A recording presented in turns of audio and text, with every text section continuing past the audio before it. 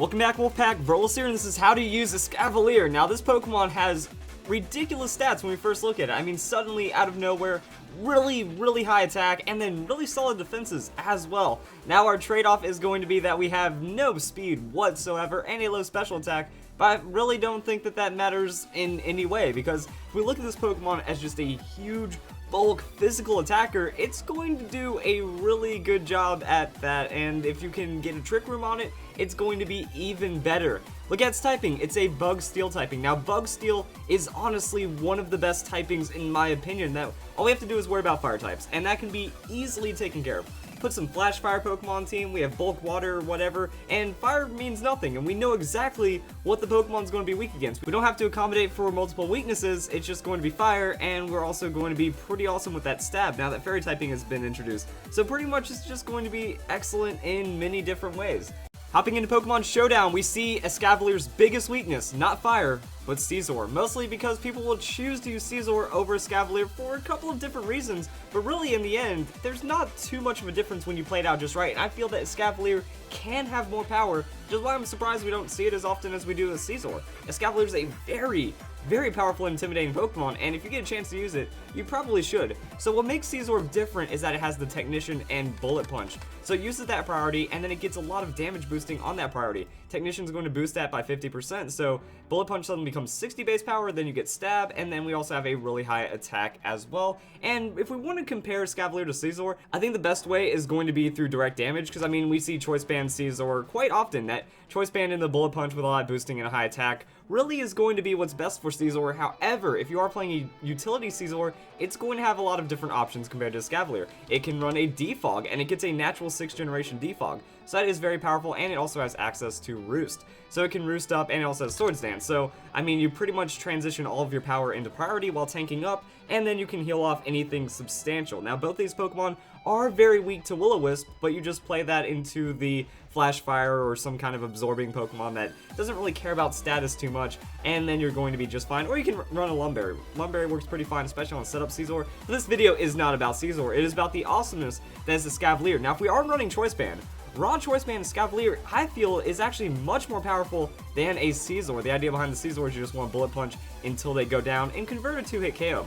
So with Scizor, Bullet Punch, take damage, Bullet Punch, that's a KO. Escavalier, it's the other way around. However, you get a 1-hit KO in a lot of different situations. Ironhead, pretty decent 1-hit KO potential with that Choice Band, and just having a higher attack than Scizor. Scizor, 130 attack, Escavalier, 135, as well as just better defenses, 180 compared to 105, 105, and then 70 on the hit points. So you're going to have a lot of damage and a very high amount of bulk. That with these higher defenses, investing in the hit points is going to make you very tanky in like a 3-hit KO Pokemon. So the idea behind Escavalier is you come in with that Choice Band, and then you just commit for KOs, and it's going to work out really well because Megahorn, 120 base power, the 85% accuracy, not the best, but I mean, considering it's like closer to a Fire Blast or something, that it's not going to miss that often, like a 70% accuracy move, and still more reliable than Stone Edge while putting out more damage. This is pretty much just going to be your bread and butter. You come in with that Choice Band Megahorn, if it's neutral, that's a KO right there, and it's going to be the same as Scizor. Scizor takes damage before doing a KO, and Escavalier takes damage before doing a KO.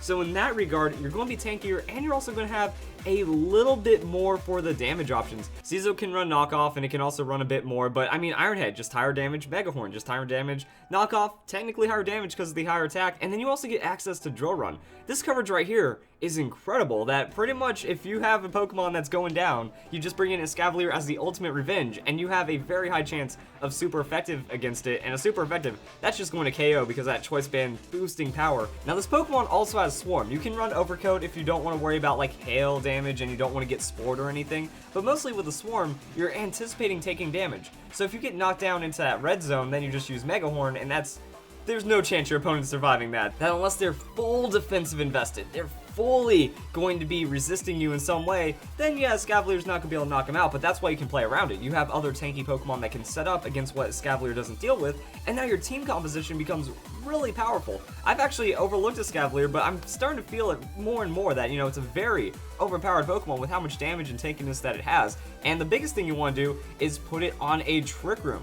There are quite a few Psychic-type Pokemon that are really solid Trick Room Pokemon in the 5th generation, and Musharna works, any of them work, that we can have a Pokemon like Jellicent, which we'll be talking about here in a bit. We also have Pokemon like Reuniclus, and we can even go back to other generations. There's a lot of Pokemon that set up Trick Room really well, but Escavalier, it's like the ultimate Trick Room supportive damage Pokemon, that sometimes in those guides I mentioned, if you have a Quick Guard Pokemon next to you, you're going to be just fine, because if they have a Taunt Pokemon, say in doubles, Trick Room's going to be best used in doubles in this situation.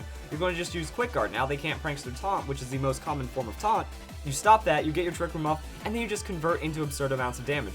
So you can hold on to that Life Orb, and then you can maybe run the Protect, but most of the time when you see like Quick Guard or something like Wide Guard, you give that Protect up for that move. Now you have Megahorn, now you have Ironhead, so pretty much you get to obliterate Fairy-type Pokemon, you get to neutrally destroy anything, and whatever Megahorn's going to resist is going to be knockoff. Now Ghost-type Pokemon, they're going to resist that Megahorn, but then you just knock off and do ridiculous amounts of damage to them because that's super effective hit, and it's all going to be under Trick Room. So with this Pokemon being such a damage threat, Musharna has a couple of options as well. You get that Helping Hand, so you just boost it even more. Now Escavalier's main problem in this situation is you're not going to be able to hit both opponents' Pokemon, so that's why you might also want Musharna to play a bit more of a damagey supportive role. That with that Calm Mind, so your Trick Room, you set up the Calm Mind. If they're focusing down Escavalier, well then now you're starting to become a sweeper in your own right, and you can throw out like Dazzling Gleam and Psyshock and whatnot. So if you go for like hit point special attack investment on this Musharna, or whatever, Reuniclus, whatever other Pokemon, you set up 1 or 2 Calm Minds, now you still have like a turn of Trick Room left, and you're the one scoring KOs, while they're still having to deal with the Escavalier.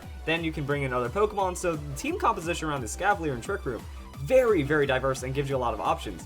Now another thing that you can do with the Escavalier is run Assault Vest and Defensive Bulk. The idea behind this is that we're transitioning from pretty much only 1-hit KOs to 2-hit KOing everything, and the interesting thing about that is with the attack being so high and our coverage being so good, just run Adamant Nature.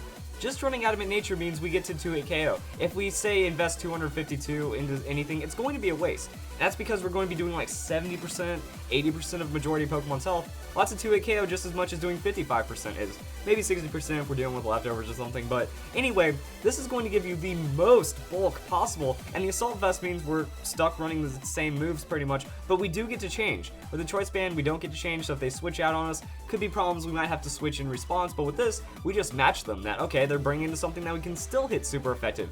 That against this, there's not a lot of team compositions that can resist everything that this Escavalier is throwing. So I mean, you find a super effective hit, well, that's going to be a KO regardless of how much attack investment we have with the way that we're setting up this Escavalier. So I mean, there's a super amount of power. This Pokemon could potentially be a 4-hit KO Pokemon, and it's 2-hit KOing you back. So we're going to convert at least 1, maybe 2 KOs, and if we find super effective hits, then it doesn't matter. They do a very small amount of damage to us, and then we KO them. So it's a very good revenge Pokemon. Again, Swarm works in right here.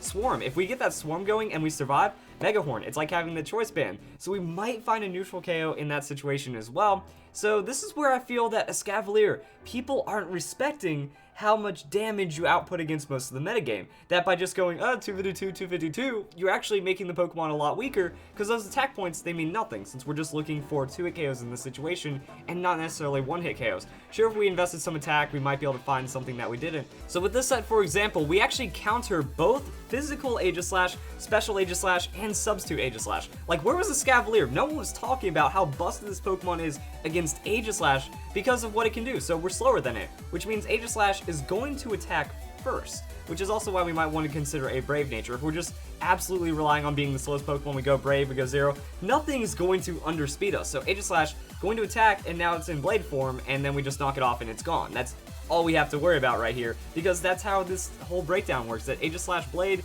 very frail, but we're getting that super effective knockoff with the boosted damage, and then the Adamant just carries us into a 1-hit KO range. But since we're running the Assault Vest, Special Aegislash does like 30%. I think it can 3-hit KO us in some situations, and then Physical Aegislash does like 30% as well. So even if it's Swords Dancing, we can still outpace it, and we can just beat up an Aegislash. So Escavalier going to be the ultimate Pokemon to deal with Aegislash, but just shows the usefulness of not going 252 in the attack. We still get the KO that we need, and we just take less damage because of it. So I feel that this is the true unlock right here. that if people start running a Escavalier like this, it's going to become absolutely tough to deal with. I want to see this Pokemon start shining. I should have started using it before I made this guide, because now the secret's out, and maybe the secret's out for those other people that have really thought about it. That if you think outside the box in Pokemon, this is where the true power of Escavalier is going to come in, and this Pokemon's absolutely busted when you start getting into these specific damage calculations and using it around your team. And then we also have Custap Berries. So if you want to run a gimmick, you know, this isn't appealing enough for you,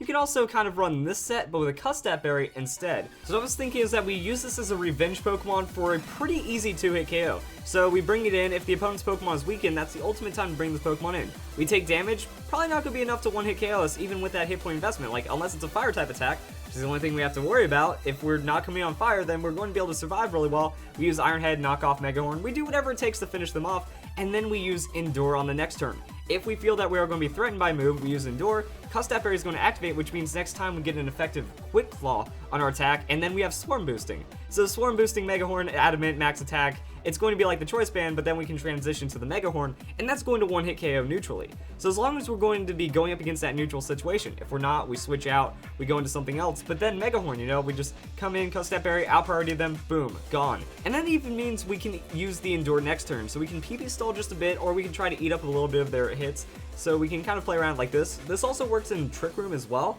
that because of the Custap Berry, it's going to give you that priority regardless of Trick Room. So then if you set up a Trick Room later on in the game, you bring a Escavalier back in at 1 hit points, you might be able to use Ironhead, knock off Megahorn, get in some extra damage, and kind of make it work. Also, the Megahorn Swarm under Trick Room, you might be able to follow through with a sweep because you're 1 hit points, you're already where you need to be at that situation, so it's going to be really nice. Now, that's really all there is to Escavalier. It does get Swords Dance, but as we've described, it doesn't really need that we're converting the damage that we need to. We're either going for pure 1-hit KOs or running Assault Vest, which means we can't use Swords Dance anyways, and we can pretty much stop out anything that we need to. So just a naturally absurdly tanky, damaging Pokemon right here, and I think that it's really underappreciated, and now we might actually start seeing some really stupid things from this Pokemon. So guys, enjoyed the video, that's how you use Escavalier, and I hope you all have a nice day. Thank you for watching.